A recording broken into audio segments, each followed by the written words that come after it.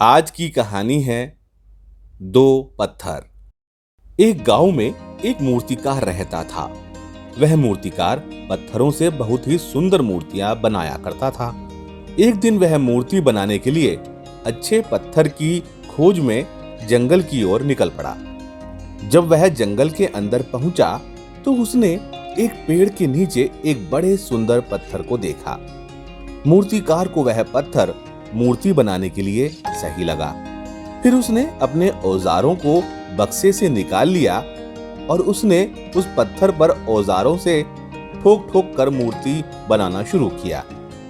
जैसे ही मूर्तिकार ने उस पत्थर पर ठोकना शुरू किया, वह पत्थर जोर जोर से चिल्लाने लगा और बोलने लगा, ठोकना बंद करो, मुझे बहुत ही दर्द हो रहा है। यह देखकर मूर्तिकार रुक गया और उस पत्थर को वहीं छोड़ दिया। फिर वह दूसरे पत्थर की खोज में आगे निकल पड़ा। कुछ दूर जाने के बाद मूर्तिकार ने दोबारा एक सुंदर पत्थर को देखा।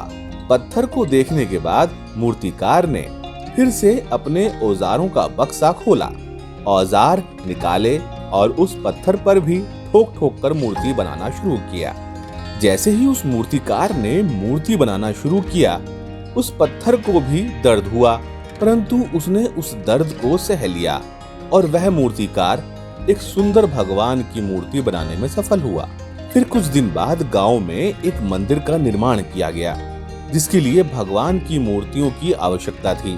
तभी मूर्तिकार गांव के सरपंच से मिलता है और बताता है कि उसने पिछले ही दिनों एक देवी माँ की सुंदर सी मूर्ति बनाई है और अगर गांव वाले चाहे तो उस देवी माँ की मूर्ति को अपने मंदिर में स्थापित कर सकते हैं। सरपंच और गांव वाले मूर्तिकार की बात से बहुत ही खुश हुए और उन्होंने उस मूर्ति को जंगल से लाकर गांव के मंदिर में स्थापित किया।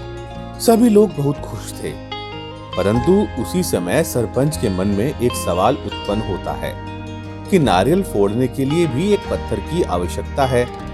यह सुनते ही मूर्तिकार सरपंच को बताता है कि जंगल के दूसरी ओर पेड़ के नीचे एक और पत्थर रखा है, जिसे आप चाहो तो नारियल फोड़ने के लिए मंदिर में रख सकते हैं। यह सुनते ही गांव वाले जंगल में गए और वहां से वह पहला पत्थर भी उठा लाए। उसी दिन से उस मंदिर में मूर्तिकार द्वारा बनाए गए देवी माँ की मूर्ति की पूजा होने लगी और दूसरी ओर उस पहले पत्थर पर सभी लोग पूजा के लिए लाए हुए नारियल को फोड़ने लगे।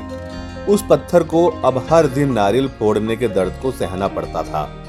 उस पत्थर ने देवी माँ की मूर्ति को दुखी होकर कहा, तुम्हारी किस्मत कितनी अच्छी है कि लोग तुम्हें पूज रहे हैं और मेरे ऊपर सभी लोग नारियल फोड़ रहे हैं। तभी देवी माँ वाले पत्थर की मूर्ति ने जवाब दिया, मैं भी तुम्हारे जैसे एक पत्थर ही था, लेकिन मैंने मूर्तिकार के द्वारा मूर्ति बनाते समय सभी दुख कष्ट को सहन कर लिया और आज मैं इस जगह पर हूँ। उस पहले वाले पत्थर को अपनी गलती का एहसास हुआ, पर अब बहुत देर हो चुकी थी। इस कहानी से हमें यह सीख मिलती है, जीवन में सफलता पाने के लिए हमें कठोर परिश्रम की जरूरत होती है। बिना दुख कष्ट के कभी भी सफलता प्राप्त नहीं होती। याद रहे, अगर आपके सफलता के रास्ते में मुश्किलें हैं तो आप सही रास्ते में हैं।